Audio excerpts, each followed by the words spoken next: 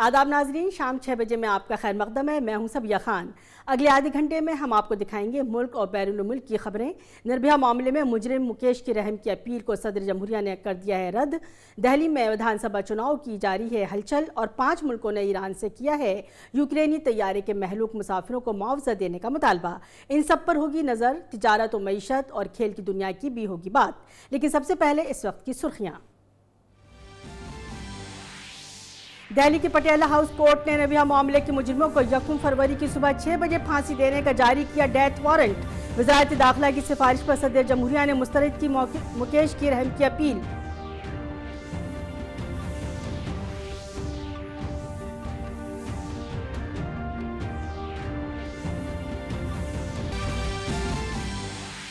भारत में तैनात रूसी सफीर ने कहा, कश्मीर मामले को अक़वाम मुत्तहिदा में उठाए जाने के हक में नहीं है मॉस्को। कश्मीर को बताया भारत और पाकिस्तान का आपसी मामला।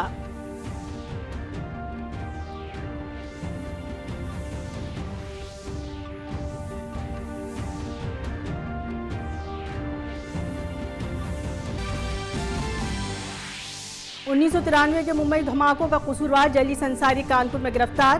पुलिस ने जलीस को बताया कई दहशतगर्दाना वाक़यात का जिम्मेदार। मुल्क से भागने के फिराक में था जलीस।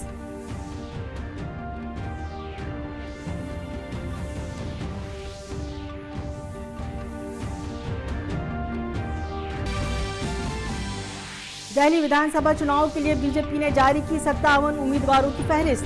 दर्ज फहरिस्त जुमरे के 11 और 4 खातून उम्मीदवारों को दिया टिकट।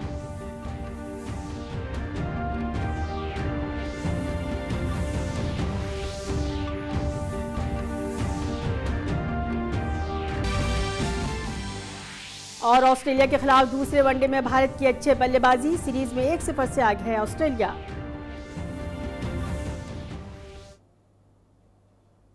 खबर तफसील से। निर्भया इज्तिमाई अस्मत दरी और कत्ल के मामले में सजाए मौत पा चुके 4 कसूरवारों के खिलाफ दिल्ली की एक अदालत ने डेथ वारंट जारी किया है। इसके मुताबिक उन्हें 1 फरवरी की सुबह 6 बजे फांसी दी जाएगी। इससे पहले मुजरिमों में से एक मुकेश सिंह की रहम की अर्जी सदर जमहूरिया ने आज मुस्तरद कर दी। मरकजी वज़ारत दाखिला ने मुकेश की रहम की अर्जी सदर जमहूरिया रामनाथ कोविंद को दे दी थी। वज़ारत ने अर्जी को नामंजूर करने की दिल्ली की लेफ्टिनेंट गवर्नर की सिफारिश को दोहराया था, जिस पर अमल करते हुए सदर जमहूरिया ने रहम की अर्जी मुस्तरद कर दी। मुकेश सिंह ने रहम की अर्जी कुछ दिन पहले दाखिल की थी। मुकेश सिंह की रहम की अर्जी सदर जमहूरिया के जरिए मुस्तरद किए जाने के बाद निर्भया की मां ने कहा कि ये सभी मुजरिम कानून के साथ खिलवाड़ कर रहे हैं। दूसरी तरफ निर्भया के वालिद ने कहा कि 4 कसूरवारों को तयशुदा तारीख पर ही फांसी होनी चाहिए। वकीलों ने कानून का रखवाला होते ही हुए भी कानून का पालन नहीं किया। इस अपील पे 1 साल से सुनवाई चल रही थी, लेकिन किसी ने फॉलो नहीं किया। जब फाइनली कोर्ट ने उनका डेथ वारंट जारी कर दिया तो उनको कानून का ध्यान आया कि नहीं, इनका अधिकार है। तो ठीक है, जिस तरह से वो कानून को आड़े हाथ लिया, कानून को फॉलो नहीं किया। 7 साल पहले उन्होंने जिस तरह से बच्ची के साथ खिलवाड़ किया, उसी तरह से कानून के साथ खिलवाड़। देखिए, बहुत उम्मीद जगी है और मैं बहुत खुश हूँ। बल्कि राष्ट्रपति साहब को मैं धन्यवाद करता हूँ कि उन्होंने जो किया बहुत अच्छा किया, और आगे आने वाले 3 हैं इनको भी ऐसे ही खारिज करें। निर्भया अस्मत दरी मामले के कसूरवारों को कैफर किरदार तक पहुंचाने वाली सीमा कुशवाहा ने कहा कि ये यकीनी बनाया जाना चाहिए कि 4 मुजरिमों को तयशुदा वक्त पर ही तख्ते-ए-दाद पर लटकाया जाए। बहुत ही शुक्रिया अदा करूंगी कि उन्होंने जो मुकेश सिंह था इस निर्भया केस में जो 4 कन्विक्टेड के साथ उसकी मर्सी पिटीशन रिजेक्ट की है, और ये हमारे लिए एक बहुत खुशी की बात है। लेकिन जो अदर 3 कन्विक्टेड हैं उनके वजह से ये मैटर डिले ना हो, तो इसके लिए आज पटियाला हाउस कोर्ट में हम आर्गूमेंट करने वाले हैं कि इनको सफिशेंट टाइम दिया गया, और 2 बार इनको नोटिस किया गया था कि आपके पास 7 डेज का टाइम है, वो टाइम आपका लैप्स कर जाएगा अगर आपने मर्सी फाइल नहीं की। तो सिर्फ मुकेश सिंह ने मर्सी फाइल की थी और उसकी मर्सी रिजेक्ट हो गई है। जो अदर 3 कन्विक्टेड हैं उन्होंने मर्सी फाइल नहीं की है, तो क्यों ना उनको मर्सी में जाने से रोक दिया जाए और ये 22 तारीख को ही डेथ सेंटेंस का इसका एग्जीक्यूशन कर दिया जाए। मरकजी वजीर स्मृति ईरानी ने कहा है कि निर्भया के मुजरिमों की फांसी में ताखीर के लिए आम आदमी पार्टी जिम्मेदार है। उन्होंने कहा कि दिल्ली हुकूमत सजा में रुकावट बनी रही। एक तरफ पूरा राष्ट्र, आहत समाज निर्भया के बलात्कारियों को मौत की सजा मिले इस न्याय का इंतजार कर रही थी। दूसरी ओर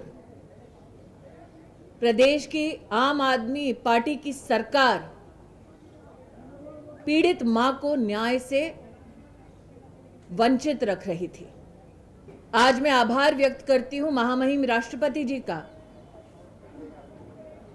जिन्होंने उनमें से एक रेपिस्ट की मर्सी पिटीशन को खारिज किया। दिल्ली विधानसभा चुनाव के लिए बीजेपी ने अपने उम्मीदवारों की पहली फहरिस्त जारी कर दी है। 70 रुकनी विधानसभा के लिए पार्टी ने अभी 57 उम्मीदवारों का ऐलान किया है।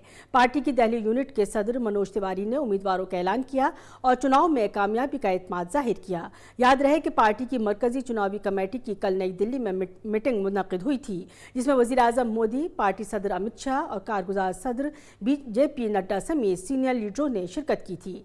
ज़राए के मुताबिक बीजेपी ने दिल्ली में इंतखाबी तशहीर के लिए वसी पैमाने पर खाका तैयार किया है। इंतखाबात में वसी सतह पर अवामी राब्ता मुहिम शुरू की जाएगी। दिल्ली में पार्टी 5000 प्रोग्रामों का इनेकाद करेगी। पूर्ण विश्वास के साथ ये विजेताओं की टीम है और हम पूर्ण बहुमत से ये 2020 का विधानसभा जीतने की तरफ अग्रसर हैं। हम बहुत पॉजिटिव एजेंडा पे आगे बढ़ रहे हैं और केंद्र सरकार के द्वारा किए गए कार्यों को दिल्ली के हर घर तक पहुंचाकर हम अपना परिचय देंगे और दिल्ली में भारतीय जनता पार्टी की सरकार बनेगी इस पॉजिटिविटी के रास्ते पे, और हमारे अन्य उम्मीदवार बहुत जल्दी आप सबको दे दिए जाएंगे।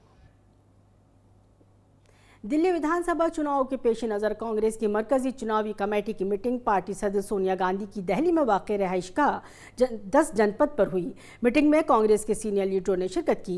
मीटिंग में विधानसभा चुनाव के लिए कांग्रेस की उम्मीदवारों की फहरिस्त तकरीबन तय हो चुकी है। शनिचर सुबह 10 बजे भी CEC की मीटिंग होगी, जिसमें हतमी फहरिस्त मुकम्मल किए जाने का इम्कान है।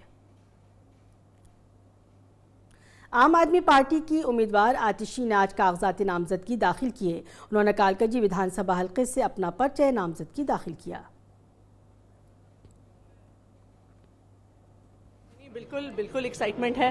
हम सब अपने अपने विधानसभा क्षेत्र में अपनी जिम्मेदारी निभा रहे हैं कि हर विधानसभा हम क्षेत्र जीत के आएंगे। ये मेरा अपना काम शिक्षा के क्षेत्र में रहा है, तो शिक्षा एक बहुत बड़ा फोकस रहेगा। यहाँ पे स्कूल्स की संख्या बढ़ाई जाएगी। भारत में रूस के सफ़ीर निकोलस कदाशेव ने अक़वाम मुत्तहिदा सलामती कौंसिल में चीन के जरिए कश्मीर का मामला उठाए जाने पर कहा कि यह भारत और पाकिस्तान के दरमियान दो तरफ़ा मामला है। इसे शिमला मुआहदे और लाहौर आलामिया के मुताबिक हल किया जाना चाहिए। जहां तक सलामती कौंसिल के अंदर बातचीत का ताल्लुक़ है, हम इस मामले को अक़वाम मुत्तहिदा के एजेंडे में लाने के हक़ में कभी नहीं हैं। उन्होंने बताया कि भारत, चीन और रूस के वज़राए ख़ारजा की मीटिंग 22 और 23 मार्च को व्लादिवोस्तोक में होगी। मीटिंग में हिस्सा लेने के लिए वज़ीर ख़ारजा एस जयशंकर वहां जाएंगे। 1993 के मुंबई धमाकों का कसूरवार जलीस अंसारी कानपुर में गिरफ्तार कर लिया गया है। वो पैरोल पर जेल से बाहर था और इसी दौरान फरार हो गया था। पुलिस का कहना है कि जलीस मुल्क के मुख्तलिफ हिस्सों में कई दहशतगर्दाना वाक़यात का जिम्मेदार है। पुलिस के मुताबिक वो मुल्क से भागने के फिराक में था। मैं आपको बता दूं कि ये बॉम्ब बनाने का मास्टर है। बॉम्ब बनाने वाले में जो एक्सपर्ट्स हैं वो आतंकवादियों में भी बहुत कम ही होते हैं, क्योंकि ये एक बहुत ही जटिल विद्या है। और इसलिए और इस व्यक्ति ने, इसके बारे में जो जानकारी प्राप्त हुई है कि इसने 50 से ज़्यादा आतंकवादी घटनाओं में बॉम्ब बनाने का काम किया था। मरदमशुमारी के बारे में दाखिली उमूर के मरकजी वज़ीर ममलिकत ने आज रियासतों के चीफ सेक्रेटरियों के साथ मीटिंग की। मीटिंग के बाद उन्होंने बताया कि मरदमशुमारी 2 मरहलों में होगी। पहला मरहला अप्रैल से सितंबर 2020 तक होगा, जिसमें मकानों की फहरिस्त बनाई जाएगी और इनकी गिनती की जाएगी। दूसरा मरहला 9 से 28 फरवरी 2021 तक होगा। इस कार्रवाई के दौरान कोई बायोमेट्रिक जानकारी नहीं ली जाएगी और न ही दी गई जानकारी की तस्दीक के लिए कोई कागज़ मांगा जाएगा। यूरोपीय यूनियन के खारजी उमूर के सरबराह जोसेफ बोरेल फॉन्टेलिस ने वज़ीर ख़ारजा एस जयशंकर से दिल्ली में मुलाकात की। दोनों रहनुमाओं ने मुतअद्दिद अहम उमूर पर तबादला ख्याल किया। बीजेपी के कारगुजार सदर जेपी नड्डा ने राहुल गांधी को चैलेंज दिया है कि शहरियत तरमीम कानून पर 10 जुमले बोलकर दिखाएं। उन्होंने कांग्रेस पर इस बारे में मुल्क को गुमराह करने का इल्जाम लगाया। महात्मा गांधी ने यह कहा कि जो लोग उधर से इधर आ रहे हैं या आना पड़ रहा है, उनको सरकारी नौकरी देना और उनको संभाल के रखना यह सरकार की जिम्मेवारी होनी चाहिए। बाद में श्रीमती इंदिरा गांधी ने भी यही स्वर कहा, जो लोग इस तरीके से प्रताड़ित होकर के आए हैं, उनको शरण देना भारत की जिम्मेवारी है। 2003 में 18 दिसंबर को डॉक्टर मनमोहन सिंह ने भी उस समय के deputy prime minister, home minister L K. Advani ji से भी यही कहा। यानी इसमें कोई सभी दल उनको साथ रखने के लिए और उनकी चिंता करने की बात कह रहे हैं। ये सब जो आजकल सीए का विरोध कर रहे हैं, मूलतः यह देश को कमजोर कर रहे हैं। भारतीय खलाई तहकीकी इदारे इसरो के मवासिलाती सैयारचे GSAT-30 को एरियन 5 लॉन्चिंग गाड़ी ने कामयाबी के साथ खला में पहुंचा दिया। GSAT-30 भारतीय वक्त के मुताबिक अलग सुबह 2:35 पर जनूबी अमेरिका के शुमाल मशरकी साहिल कॉर्वोक के एरियन लॉन्चिंग कॉम्प्लेक्स से दागा गया। इसका वजन 3,357 किलोग्राम है। GSAT-30 इनसैट 4A की जगह लेगा और इसकी कवरेज अहलियत ज्यादा होगी। ये सैटेलाइट के यू बैंड में भारतीय सरजमीन और जज़ाइर को, सी बैंड में खलीजी मुल्कों, बड़ी तादाद में एशियाई मुल्कों और ऑस्ट्रेलिया को कवरेज फराहम करेगा। इसरो के मुताबिक 30 साल की मिशन मुद्दत वाला GSAT satellite DTH television, uplink और VSAT खदमात के लिए काम आने वाला मवासिलाती सैयारचा है। इसरो के URO सैटेलाइट सेंटर के डायरेक्टर P. कोहनियन कृष्णन ने मवासिलाती सैयारचे GSAT-30 की कामयाब लॉन्चिंग पर इसरो और एरियन स्पेस टीम को मुबारकबाद दी। उन्होंने इसरो के डायरेक्टर K. का भी उनके ताउन के लिए शुक्रिया अदा किया। P. कोहनियन कृष्णन मवासिलाती सैटेलाइट GSAT-30 की लॉन्चिंग के दौरान फ्रेंच गोयना के कोरवो के एरियन लॉन्चिंग कॉम्प्लेक्स में मौजूद थे। À travers ce lanceur très fiable Ariane 5. Je tiens à remercier Ariane Space, CNES et l'ESA pour leur travail de très belle qualité. Je souhaiterais aussi remercier tous ceux qui se sont mobilisés à la réalisation de cette réussite. Mes remerciements. Ahmedabad Mumbai Tejas express को आज अहमदाबाद से हरी झंडी दिखाकर रवाना किया गया। इस मौके पर गुजरात के वज़ीर आला विजय रूपानी मौजूद रहे। आम मुसाफिरों के लिए इस ट्रेन की खिदमत अहमदाबाद से 19 जनवरी 2020 से शुरू होंगी। ऐसी पहल ट्रेन लखनऊ दिल्ली तेजस एक्सप्रेस गुज़िश्ता साल से चल रही है। इस ट्रेन की टिकटें IRCTC की वेबसाइट पर ऑनलाइन बुक की जा सकती हैं। रेलवे के रिजर्वेशन काउंटरों पर ये टिकटें दस्तयाब नहीं होंगी। ये ट्रेन अहमदाबाद मुंबई अहमदाबाद के रूट पर हफ्ते में 6 दिन चलेगी। अहमदाबाद मुंबई देश की 2 बड़ी आर्थिक नगरी है।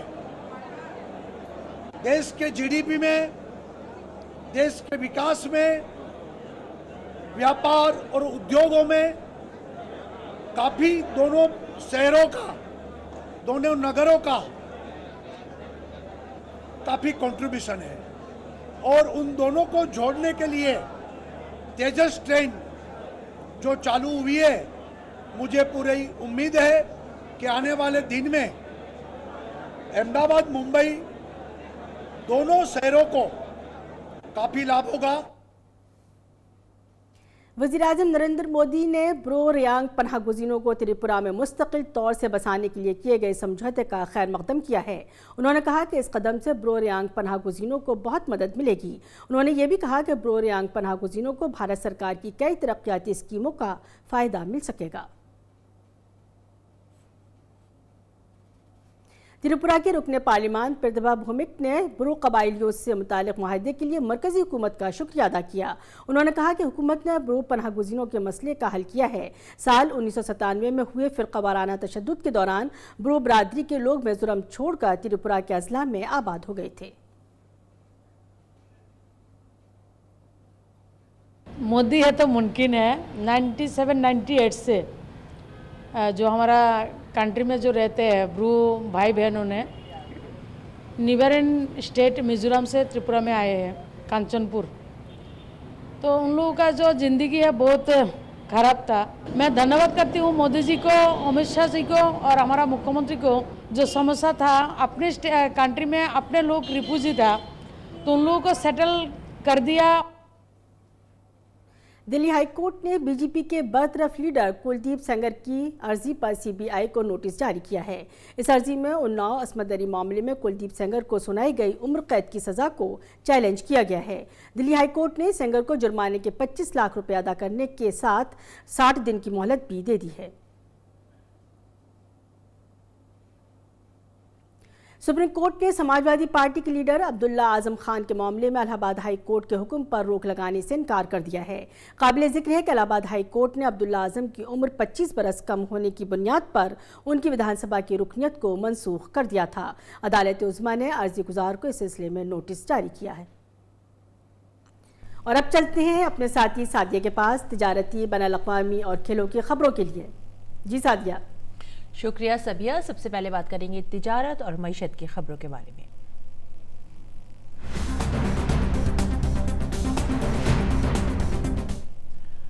गूगल की मालिकाना हक रखने वाली कंपनी अल्फाबेट का कारोबार $1 ट्रिलियन तक पहुंच गया है, जिसके बाद ये कंपनी अब अमेरिका में चौथे नंबर पर $1 ट्रिलियन का कारोबार करने वाली फहरिस्त में शामिल हो गई है।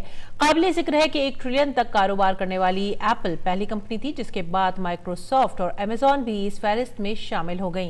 एप्पल और माइक्रोसॉफ्ट अब भी इसी फहरिस्त में बरकरार हैं, जबकि अमेजॉन इस फहरिस्त से बाहर है। तजियाकारों को गूगल के भारतीय निजात नए CEO सुंदर पिचाई की कारकर्दगी ने हैरानी में डाल दिया है।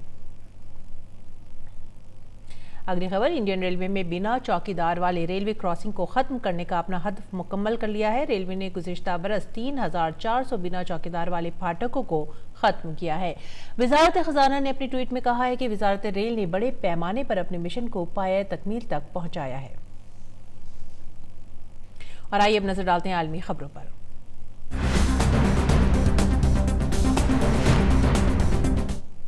अमरीकी फौज की मरकजी कमान ने कहा है कि गुज़िश्ता हफ्ते ईरान की जानिब से इराक में 2 फौजी अड्डों पर किए गए मिसाइल हमलों में 11 अमरीकी फौजी जख्मी हुए थे। बयान में बताया गया कि अल असद एयरबेस पर ईरानी मिसाइल हमलों में कोई अमरीकी फौजी हलाक नहीं हुआ था। इस ईरानी मिसाइल हमले के वक्त अड्डे पर मौजूद 1500 से ज्यादा अमरीकी फौजियों में से ज्यादातर एक हिफाजती बंकर में मुंतकिल हो गए थे। बताया गया कि इस हमले में जख्मी होने वालों में से 8 का जर्मनी में जबकि 3 का कुवैत में इलाज किया जा रहा है। और ईरानी वज़ारत ख़ारजा ने कहा है कि ईरान में यूक्रेन के एक मुसाफिर तैयारी की तबाही के वाक़े को सियासी मसला ना बनाया जाए। वज़ारत ख़ारजा के तर्जुमान ने कहा कि यूक्रेन की एक फ़िज़ाई कंपनी के इस तैयारी की तबाही में जिन ममालिक के शहरी मारे गए थे उन ममालिक को इस वाक़े को सियासी रंग देने से एतराज़ करना चाहिए। गुज़िश्ता हफ्ते जुमेरात के रोज़ ईरान की तरफ से गलती से इस तैयारे के मार गिराए जाने के नतीजे में इस पर सवार तकरीबन 250 अफराद हलाक हो गए थे। ज़्यादातर मुसाफिर जिन 5 ममालिक के शहरी थे उन ममालिक ने तेहरान हुकूमत से मुतालबा किया है कि वो हलाक शुदगान के खानदानों को तलाफी रकूम अदा करें। अमरीकी सदर डोनाल्ड ट्रंप के खिलाफ मवाक़से की कार्रवाई से कबल कांग्रेस अराकीन और चीफ जस्टिस ने गैर जानिबदारी का हल्फ उठा लिया। ट्रंप के खिलाफ मवाक़से के 2 आर्टिकल्स ट्रायल के लिए सीनेट भिजवा दिए गए हैं, जिन पर कार्रवाई का आगाज 21 जनवरी से होगा। आर्टिकल्स अमरीकी ऐवान नुमाइंदगान की स्पीकर नैंसी पेलोसी ने भिजवाई। सीनेट में रिपब्लिकन्स और डेमोक्रेट्स मवाक़से के आर्टिकल्स पर ख्यालात का इजहार करेंगे। सदर ट्रंप के खिलाफ इख्तियारात के गलत इस्तेमाल का इल्ज़ाम है, जबकि अमरीकी सदर डोनाल्ड ट्रंप ने अपने खिलाफ इल्ज़ामात को धोखा करार दिया है और उनका दावा है कि सीनेट में उनके खिलाफ ट्रायल जल्द ही खत्म हो जाएगा। अफगान तालिबान अमरीकी दस्तों पर हमलों के हवाले से 10 रोज़ा फायरबंदी पर आमादा हो गए हैं। साथ ही उन्होंने ये भी कहा है कि अगर उनकी दोहा में अमरीका के साथ बातचीत कामयाब रही तो वो आइंदा काबुल हुकूमत के साथ बातचीत पर भी तैयार होंगे। तालिबान के 2 आला ज़राए ने बताया कि अमरीका के साथ मुआहदा तय पा जाने की सूरत में वो अफगान हुकूमत के साथ अपनी मुसल्लह कार्रवाइयों में कमी से मुतालिक मुज़ाकरात पर भी तैयार होंगे। इसी दौरान तालिबान के तर्जुमान ने ट्वीट में कहा है कि अमरीका के साथ दोहा में मज़ाकराती राब्ते तामीरी हैं जो अभी चंद रोज तक जारी रहेंगे। उधर इस्राएली फौज ने एक बयान में ऐलान किया है कि उसके हेलीकॉप्टरों ने गजा में हमास के ठिकानों पर बमबारी की है। इत्तलात के मुताबिक इससे पहले हमास ने 4 रॉकेट फायर किए थे, जिनमें से 2 रॉकेट इसराइल के दिफाई मिसाइल सिस्टम ने हवा में तबाह कर दिए। हमास के रॉकेट हमले के जवाब में इस्राएली हेलीकॉप्टरों ने हमास के ठिकानों पर बमबारी की। ऑस्ट्रेलिया के मुख्तलिफ इलाकों में जंगलात में लगी आग के बायस पैदा होने वाली सूरत हाल में मुतादिद रियासतों में भरपूर बारिशों के नतीजों में कुछ बेहतरी आई है। आग बुझाने वाले महकमे के एक आला एहलकार ने कहा है कि इन बारिशों से आग बुझी तो नहीं, मगर उसकी शिद्दत कदरे कम हो गई है। ये बारिशें ज्यादातर ऑस्ट्रेलिया की रियासत विक्टोरिया, न्यू साउथ वेल्स और क्वींसलैंड में हुई हैं। ये रियासती जंगलाती आतिशज़दगी से सबसे ज्यादा मुतासर थे और वहां शदीद बारिशें आइंदा वीकेंड पर भी जारी रहेंगी। इस आग की वजह से ऑस्ट्रेलिया में जर्मनी के मजमूई रकबे की 1/3 के बराबर इलाका जलकर तबाह हो चुका है और 29 अफराद अभी तक हलाक हो चुके हैं। पेरू के अमेज़न इलाके के तकरीबन 20 जंगली परिंदों को यूरोप रवाना होने वाले एक तैयारे से बचाया गया। इस बात की मालूमात पेरू के जंगलात के सरकारी शोबे ने फराहम की है। पेरू की पुलिस के मुताबिक परिंदों को तैयारे में एक सूटकेस में रखकर बेल्जियम का एक शहरी फ्रांस जा रहा था। पेरू के आला हुक्काम परिंदों की स्मगलिंग का मरतकब बेल्जियम शहरी से तफ्तीश कर रही है। काफी देर तक सूटकेस में कैद परिंदों को बाद में इलाज और देखरेख के लिए लीमा चिड़ियाघर में ले जाया गया।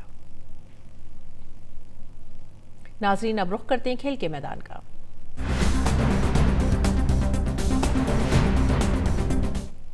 ऑस्ट्रेलिया के खिलाफ राजकोट में जारी वनडे में भारत ने अच्छी बल्लेबाजी की है। मेजबान टीम ने ऑस्ट्रेलिया को 341 रन का हदफ दिया है। शिखर धवन, के राहुल और विराट कोहली ने अच्छी बल्लेबाजी की।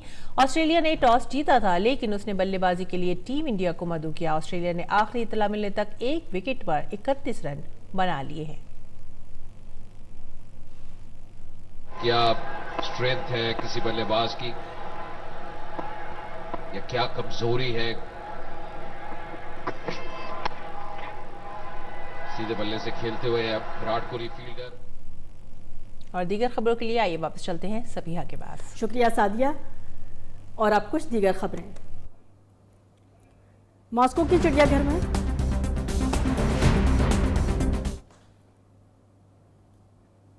मॉस्को के चिड़ियाघर में एक पांडा बर्फीले मैदान पर एक क्रिसमस ट्री से खेलता नजर आ रहा है। इसने सबकी तवज्जो अपनी तरफ खींच ली है। पांडा क्रिसमस ट्री पर चढ़ने की कोशिश करता है, तहम वो अपने भारी वजन की वजह से बार बार नीचे गिर जाता है।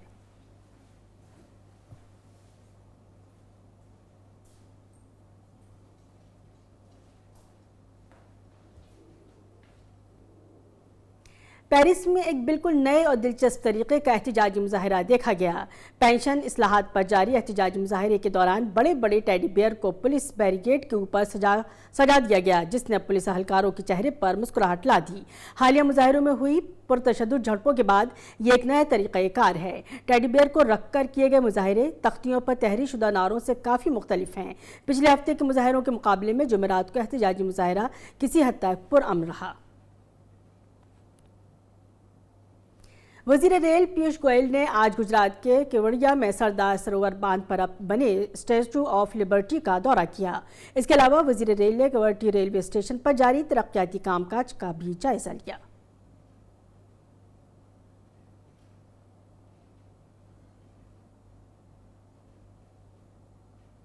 और तलबा को इम्तहानात के दौरान जहनी तनाव, खुद एतमादी के साथ इम्तहान का सामना करने का फार्मूला बताने के लिए वज़ीर आज़म आइंदा 20 जनवरी को तलबा के साथ परीक्षा पर चर्चा के जरिए बातचीत करेंगे। मरकजी वज़ीर रमेश पोखरियाल निशंक ने तलबा और सरपरस्तों से गुजारिश की है कि वो इस मौके से भरपूर इस्तेफादा करें। उन्होंने बताया कि पहली मरतबा दिव्यांग तलबा भी इस प्रोग्राम में शामिल होंगे। हमारा सौभाग्य है कि हमारे प्रधानमंत्री जी सीधे बच्चों से पीछे के 2 सालों से संवाद कर रहे हैं और इस समय 20 जनवरी को ये परीक्षा पे चर्चा है। मैं सभी छात्रों से, विद्यार्थियों से, सभी से ये अनुरोध करूँगा कि वो इस अवसर का पूरा लाभ उठाएं और हमारे प्रधानमंत्री जी का जो मार्गदर्शन होता है और जो सीधा संवाद होता है उसका लाभ लेकर के आप पूरी योद्धा की तरह कैसे परीक्षाओं का मुकाबला कर सकते हैं, आप उसका लाभ लीजिए। ये भी इस समय हमारे लिए बहुत खुशी का विषय है कि इस समय दिव्यांग छात्रों ने भी विशेष करके ज़्यादा रुचि ली है और दिव्यांग छात्र भी इस परीक्षा पे चर्चा से सीधे सीधा जुड़ रहे हैं और जो सीधा प्रधानमंत्री जी से संवाद करेंगे उनमें दिव्यांग छात्र भी होंगे और ये उनके लिए भी बहुत अच्छा अवसर है। इसलिए विभिन्न क्षेत्रों के विभिन्न परीक्षाओं में बैठने वाले जो परीक्षाओं में बैठने वाले हैं वो तो हैं ही, लेकिन जिनको परीक्षा में भविष्य में बैठना है वो भी इससे जुड़ करके वो अपने आत्मविश्वास को अभी से बढ़ा सकेंगे। और अब जान लेते हैं मौसम का हाल।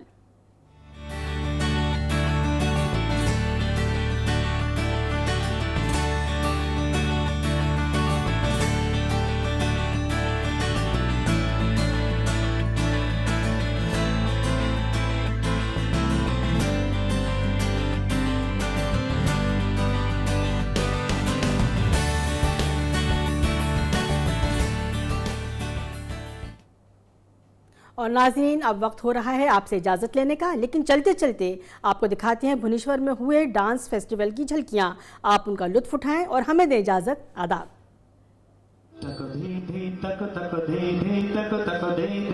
शिव भयंकर